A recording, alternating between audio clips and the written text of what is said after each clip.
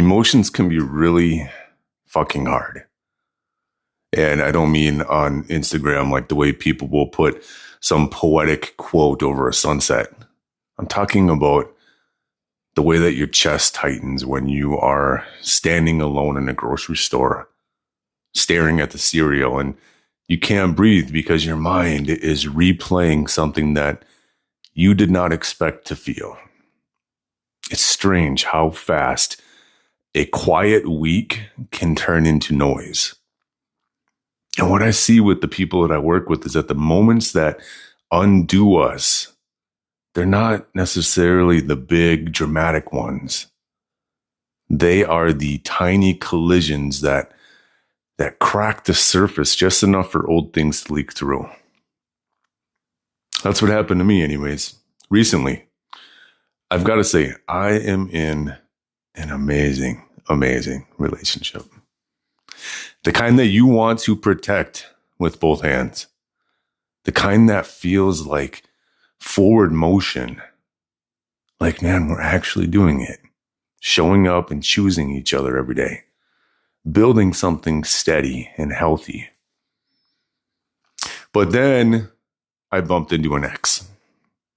Nothing planned, nothing romantic, just one of those awkward life crossovers. And I thought I was fine. I thought that whole chapter was, shelved. But apparently there was still some residual emotions living in the walls somewhere, like that smell that you can't quite name, but you know is there. And I could feel it. I mean, it wasn't even necessarily about the person. It was about the story that woke up in me when I saw her. And the mind is wild like that. It grabs a snapshot and it drags the whole narrative out of storage. And while everything in my present life was moving forward in such a good direction, my partner was feeling good and hopeful about us and our future.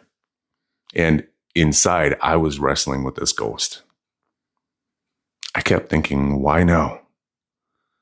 Why is this showing up now? When things are clean. And then I remembered something that I teach again and again to the guys that I work with. The feelings that we have are deeply tied to the stories that we tell ourselves. When we attach meaning to the story, like this must mean there's something wrong with me. Or this means I'm not fully committed here. Or this means I'm about to mess up something beautiful. Because that's what I always do. You know, we pour gasoline on what might have been just a small spark. And don't get me wrong, guys, the feeling is real. It always is. So don't waste your energy on judging it or trying to invalidate it. It's only going to cause more trouble. But the intensity, that often comes from the meaning we're feeding it. And I could feel myself feeding it. That's the part that scared me. What I see with people that I work with is we tend to go one of two ways. Swallow it and pretend it's nothing, or explode and create a fire bigger than the original flicker. And I didn't want either. So eventually I did decide to take the slow route. You know, I sat with it. I watched the thoughts. I felt the heat in my chest and the heaviness in my stomach. And I kept asking, okay, what story am I telling myself right now? What lens am I looking through? And I had to admit the lens was shame. The lens was guilt. It said, you don't get to have good things. The lens said, you'll hurt someone if they get too close. And you know, under that, the old belief that I'm safer when I'm alone, like if I'm divided, I'm safer.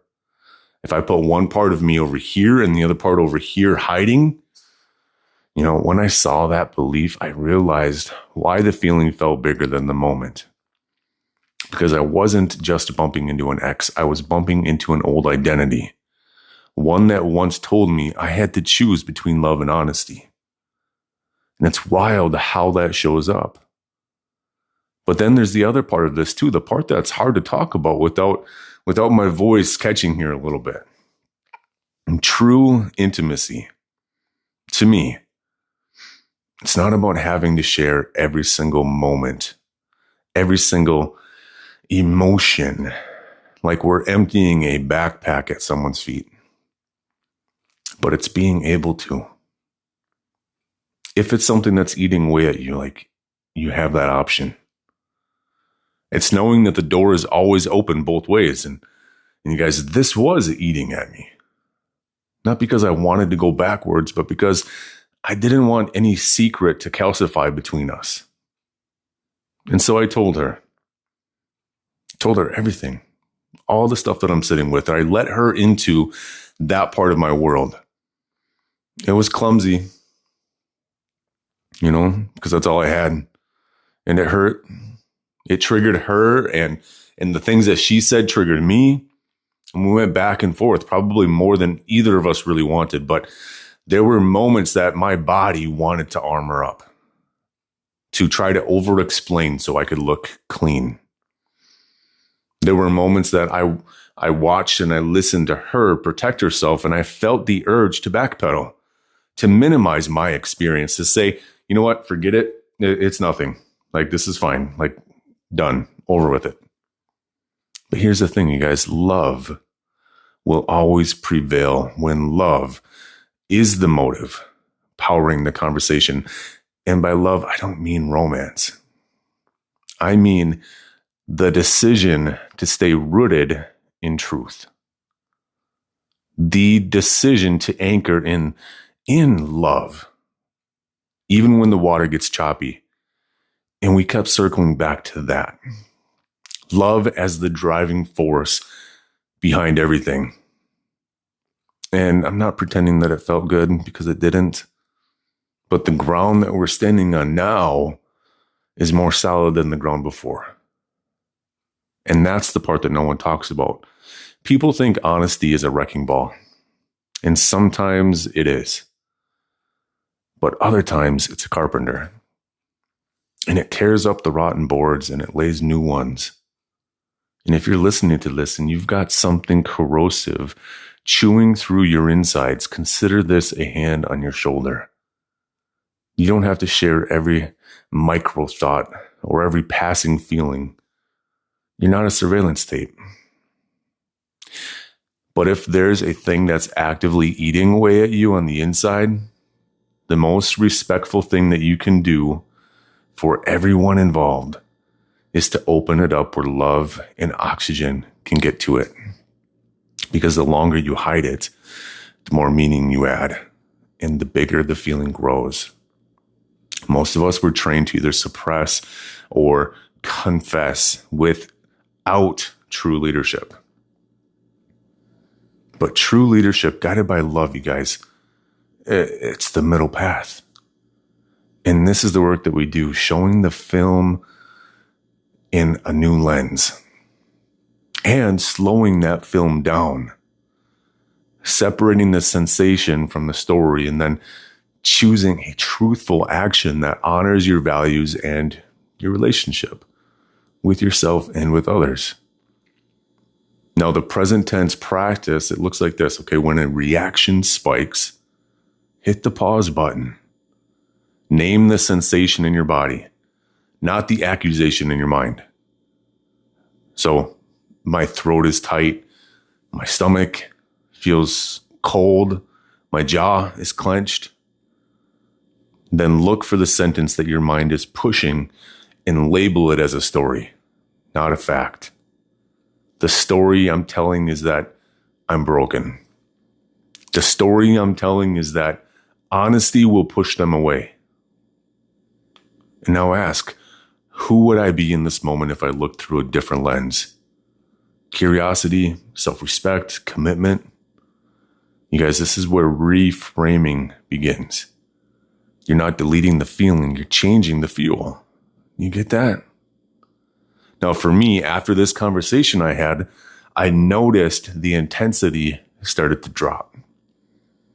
Not because I forced it to, but because I stopped feeding the narrative that I was a danger to good things.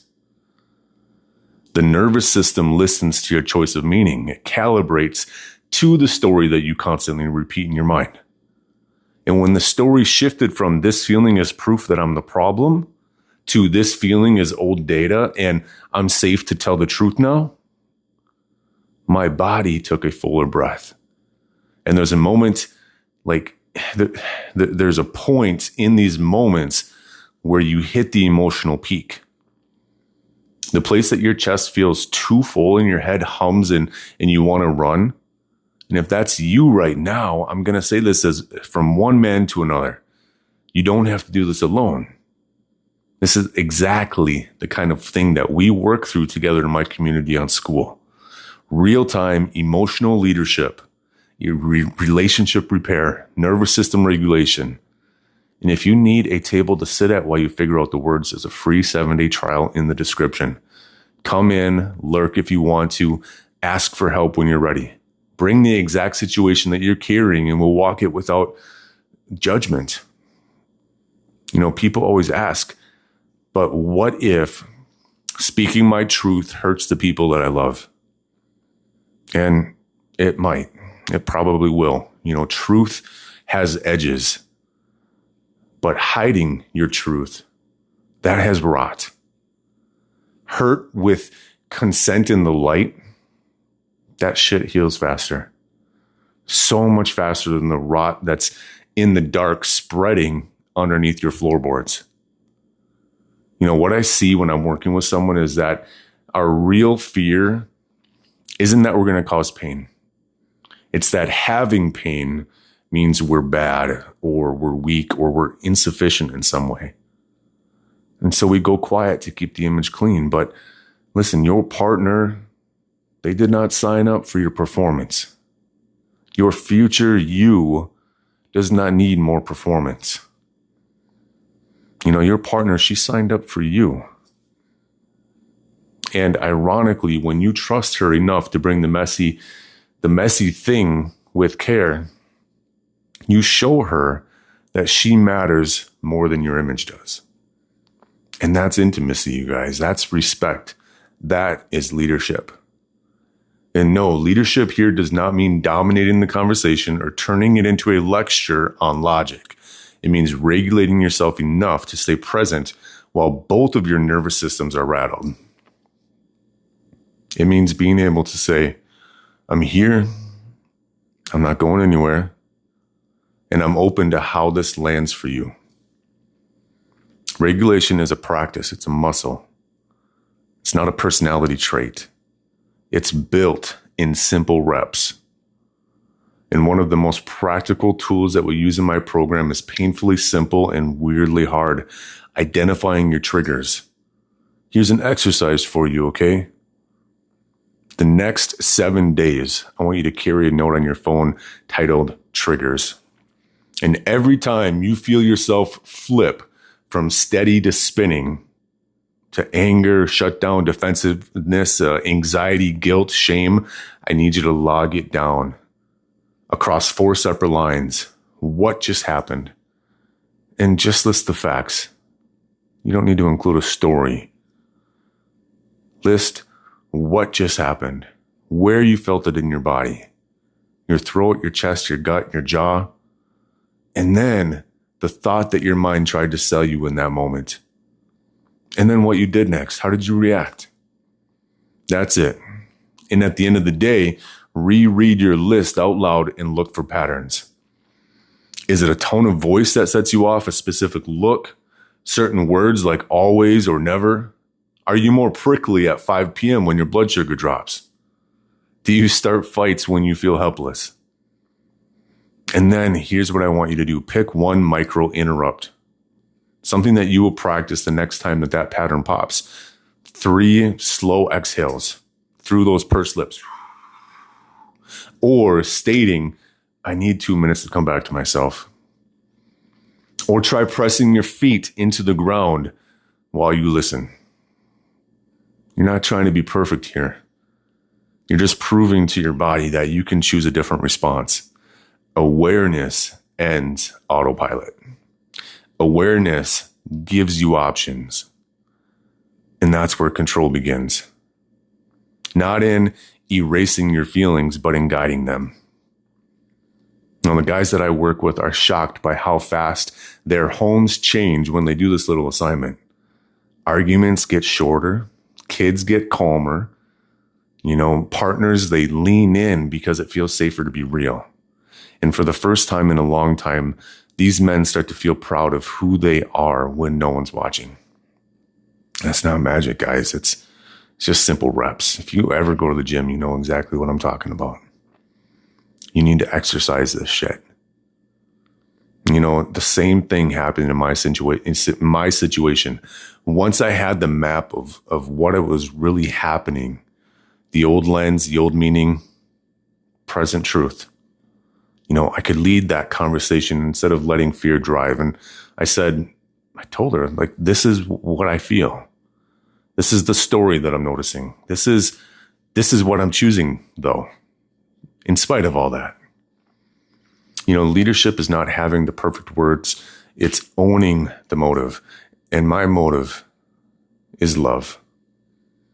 Love, you guys. Like I said, not the fuzzy feeling love, romance, but love as truth, as the choice to build, repair, protect, evolve. Love as the decision to keep the bridge clear of debris. And yeah, we got triggered. Yes, there were tears and silence, messy pauses, but we stayed anyway. The staying rewrote the old script. And I felt better about myself because I spoke my truth. And there's a principle that I keep coming back to called the emotional cycle of change. We always love the start of something new and exciting, right? We have that uninformed optimism. But then we end up hitting a wall. And then we have informed pessimism. Then comes the valley of despair. Most of us bail right there at the valley of despair. And that's where I was at. But I chose to hold the line instead. If you hold the line a little longer, you can then reach informed optimism and then integration. What helped me move was remembering that the valley is not a verdict. It's just a phase. And when you stop telling yourself the valley means that you're defective, you can find the floor faster. And another piece that matters here too is your value system. You cannot navigate moments like this without knowing your north. If you don't define what you protect, like truth, kindness, loyalty, self-respect, your system will default to protecting image, to protecting your comfort or control. And that's when you lie to keep the peace, and you end up eroding the peace that you were trying to save. Your values, sure, they sound a little cheesy until they are the only thing between you and a bad decision. So another thing I'll leave you with tonight, ask yourself, when I'm under pressure, what do I protect? And if the answer isn't truth and connection, then be honest about that. And find something new. Choose again. Your brain also does this thing where it looks for whatever you train to see. So if your focus is always on this thought of I'm dangerous or I don't deserve good things, it will start scanning for moments that confirm that. Eventually, you will always go back to that, ignoring the hundreds of moments where you were safe and where you had good things, where you were kind and where you were honest. If your focus shifts to I'm learning to lead with truth, it will highlight evidence that you are exactly that. A text that you sent where you owned your part, the breath that you took instead of snapping, the way you circled back to repair. Over time, those reps compound into identity. Not performative identity, just embodied identity. That's where the calm mornings live, you guys. That's where laughter at breakfast exists. Your kids' face relaxing because the house feels different. Your partner's shoulders dropping because you don't flinch from hard talks. This is why when men send me notes like, for the first time in a long time, I look forward to everyday life. Or I finally understand why I was so angry and I don't feel like that anymore. I'm not surprised when I see guys reaching out and sharing this with me, because the system changes when the story changes, and the story changes when you choose a value and you act from it. When you start responding instead of reacting, when you start leading with love and truth and honesty, even when it's hard. And if you're watching this and something in you is nodding along, but another part is like, I can't do this, man. I want you to hear me. You don't have to become a poet. You don't have to suddenly love all of your feelings. You just need two things: honesty and one small tool that you'll actually use. So start that trigger log for the next 7 days and bring what you find to the person that you're building with and say, hey, I'm learning some things about myself because I want us to be strong. Here's what I notice about me, and here's what I'm choosing. And if your voice shakes, that's fine. Shaking, having a shaking voice, that can build bridges. And listen, if you want backup while you're figuring this out, that open chair is always waiting for you in our community. It's quiet there in the best kind of way. Men telling their truth without posturing, practicing in real time, assignments to get you to the next phase, getting feedback that isn't about being right. It's about being grounded.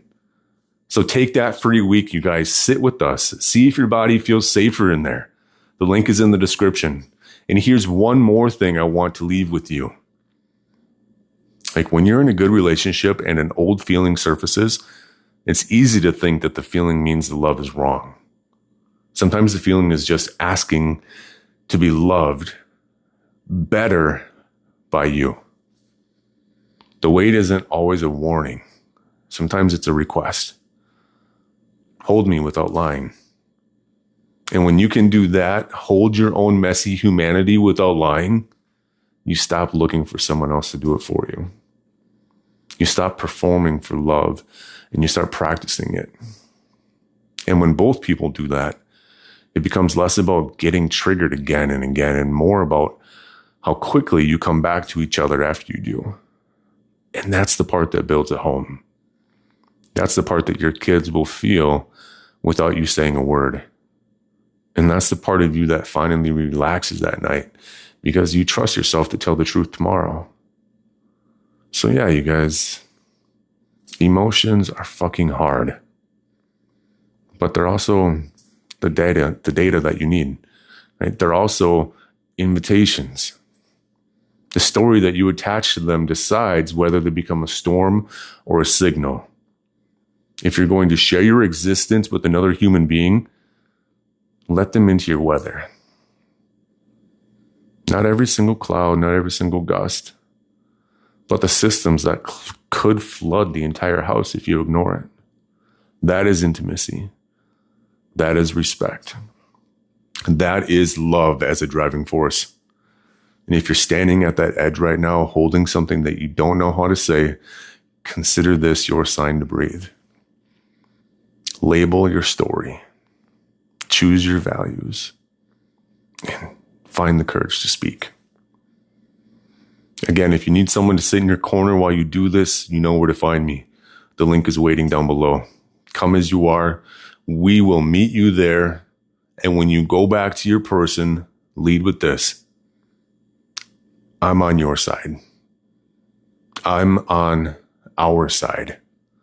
I'm choosing us, even in the hard. And then do those boring reps that prove it until your body believes you. That's how love prevails. Not in the absence of triggers, but in the presence of two people willing to tell the truth and stay.